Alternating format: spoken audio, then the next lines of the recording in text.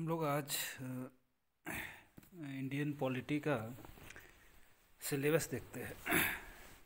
इसमें सिलेबस में हमने कई सारा पार्ट में इसको बांटे हैं, जैसे कि constitutional development of India, preamble and citizenship, fundamental right, directive principle of state policy, fundamental duties the union educative, उसके बाद educative and legislative of state, local self government, Indian judiciary, relation between the union and state, service under the union and state, election, special provision of certain classes, official language, emergency provision,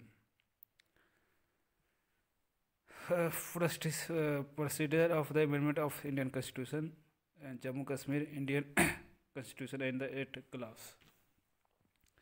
तो लगभग polity को हम इतने part में बांटे हैं, लगभग 19 part है इसका, 19 चैप्टर है। तो अगर आप इसको पूरा पढ़ना चाहें तो पढ़िए, पर लेकिन समय आपके पास कम है, तो हम बात करेंगे कि हमें इस कम समय में क्या पढ़ना है, क्या छोड़ना है।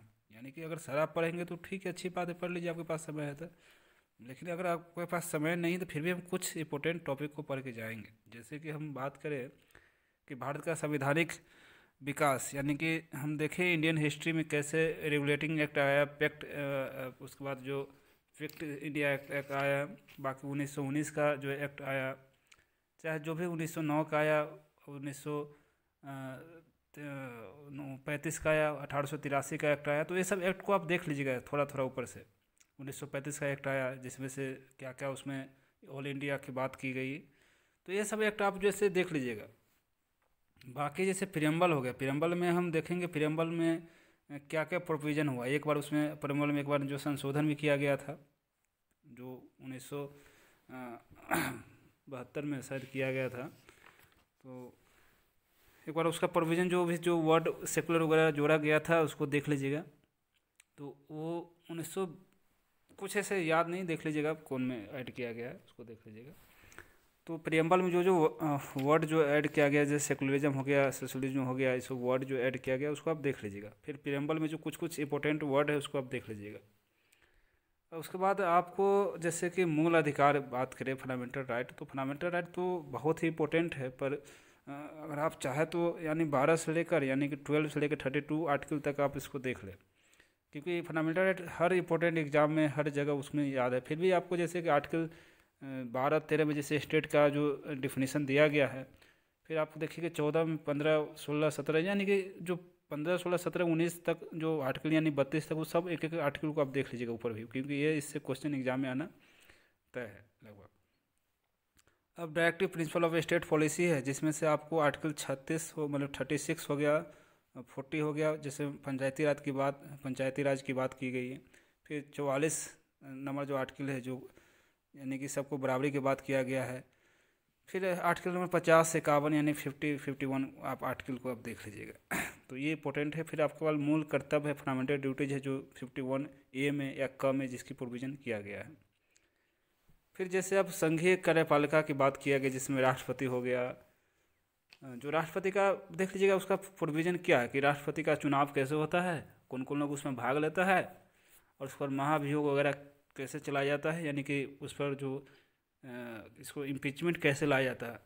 तो वो आप देख लीजिए। फिर राष्ट्रपति को क्षमादान की शक्ति क्या है, पार्डन की शक्ति क्या है, उसके बाद वो किसको किसको अपॉइंटमेंट करता है, और ऑर्डिनेंस जैसे होता है, अध्यादेश कैसे लाते, कौन सा आर्टिकल, जैसे 1, 2, 3 जो आर्टिकल है उसके तहत वो ऑर्डिनेंस लाता है। तो वो आप एक में देख लीजिएगा, राष्ट्रपति में ज़्यादा कुछ इंपॉर्टेंट नहीं है। बाकी आप देखिएगा संघीय विधायिका में है, तो उसमें लोकसभा का जो अध्यक्ष कैसे चुना जाता है, फिर उसके बाद उसमें लोकसभा का अध्यक्ष का काम क्या क्या होता है, जैसे कि वो मनी बिल को बता सकता है कि कौन मनी बोले, कौन धन विधायक है, कौन नहीं है, ये ऐसी जैसे उसका लोकसभा का अध्यक्ष का होता है। फिर राज्यसभा का जो उपसभापति होते हैं उसका चुनाव कैसे होता है, उसका उपाध्यक्ष का चुनाव क्या होता है, इसको देख लीजिएगा आप। बाकी धन विधायक, मनी बिल वगैरह ये सब देख लीजिएगा, ज़्यादा कुछ नहीं। फिर बाकी कुछ जैसे हम उसमें संसदीय समिति कुछ होते हैं, जैसे कि स्थायी समिति जिसको कहते हैं, वित्तीय समिति, तदर्थ समिति, तो ये सब कुछ समिति वगैरह है, आप देख लीजिएगा उसको। जो आपका जैसे कुछ मोशन वगैरह है, कट मोशन वगैरह, कॉन्फिडेंस मोशन, थैंक्स मोशन, ये सब कुछ इंपॉर्टेंट मोशन वगैरह देख लीजिए। ज़्यादा देखिएगा तो फिर आप फंस जाइएगा, इसलिए इसमें ध्यान रखना क्या देखना क्या नहीं छोड़ना, इसलिए मैं इंपॉर्टेंट बात को बता रहा हूँ आपको। अब राज्य की कार्यपालिका एवं विधायिका की बात करें तो इसमें राज्यपाल जो होता है सबसे इम्पोर्टेंट होता है। जो राज्यपाल का काम क्या होता है कि जो संघ और राज्य का दोनों का जो कामकाज को देखता है, यानी कि वो दोनों का एक प्रकार से रिलेशन स्थापित करने के लिए एक राज्यपाल होता है कि राज्य में क्या कार्यभार होता है तो राष्ट्रपति को बताते हैं, तो राष्ट्रपति फिर कोई काम हो तो राज्यपाल को बताकर उस राज्य में काम करवाते हैं। तो राज्यपाल का जो क्या क्या कैसे अपॉइंटमेंट किया जाता है, राज्यपाल का स्पेशल प्रोविजन, मान लीजिए किसी चुनाव में किसी को स्पेशल बहुमत नहीं मिला तो कौन सा अनुच्छेद के तहत, कौन सा आर्टिकल के तहत उसको किसी जो किसी पार्टी को बुला सकता है। फिर राज्यपाल का जो क्षमादान की शक्ति वगैरह देख लीजिएगा। फिर राज्यपाल किसको किसको अपॉइंटमेंट करता है, जिसमें से कुछ स्पेशल जैसे सोशल मूवमेंट का जो एक होता है यानी कि मंत्री जो भी व्यक्ति उसको अपॉइंटमेंट किया जाता है। तो राज्यपाल हो गया, मुख्यमंत्री वगैरह ये सब देख लीजिएगा। फिर आपका जो कुछ इंपॉर्टेंट ऐसे है। उसके बाद लोकल सेल्फ गवर्नमेंट है, तो उसको आप देखिए कि लोकल सेल्फ गवर्नमेंट में जैसे कि बी आर मेहता का जो समिति था, अशोक मेहता समिति था, फिर एल एम सिंघम समिति था, तो ये सब का क्या क्या प्रोविज़न था, कैसे कैसे, जैसे 73 जो अमेंडमेंट लाया था, जो 74 लाया था, तो उसको देख लीजिएगा उसमें क्या क्या प्रोविज़न है। अब जैसे भारतीय न्यायपालिका में जैसे देखिएगा इंडियन जुडिशियल में, तो इसमें आपका जैसे में देखिएगा सुप्रीम कोर्ट का जज का अपॉइंटमेंट कैसे किया जाता है, उसके लिए रिमूवल व्यवस्था क्या है, कैसे उसको हटाया जा सकता है, उसके लिए क्या क्या अधिकार है। जैसे कि आर्टिकल नंबर 131 में जैसे कि अपीलीय न्यायालय की बात की गई है, ओरिजिनल मूल जुडिक्शन की बात की गई है। तो वो सब आर्टिकल नंबर जैसे मैंने नीचे दिखाया कि कौन सा आर्टिकल आपको याद करना है, तो उसको भी आप देख लीजिएगा।